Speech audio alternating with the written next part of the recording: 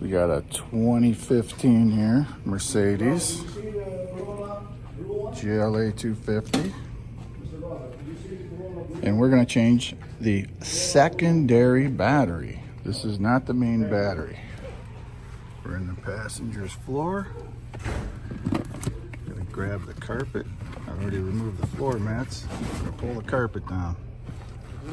The battery's under here. All right. I'll show you where it's at in a minute. So the carpet folds right down. You don't have to pull any of the panels. Okay, this is one of the fuse boxes. We can open this up just so you can look in there. That's one of the fuse boxes. A lot going on there, huh? They want to make sure nothing catches on fire. So there's two tabs here.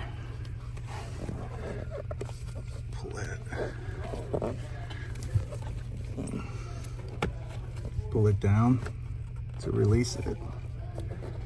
Give that a little push up. Pull that off, and there's our battery. Okay.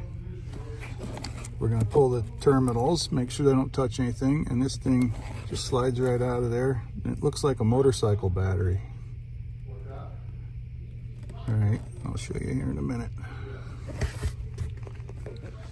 Okay, always remove the negative first. Reason being, if you bump anything, it won't short out. We have a positive circuit, negative ground. So we're gonna go ahead and pull that. Looks like that's a captured bolt. How convenient. Set that aside. See, now if we bump anything, it won't complete the circuit, and it won't short out. Okay, we'll set that aside, and this battery comes right out of there. Oops, kind of heavy. And there you go. Looks like a motorcycle battery. We're gonna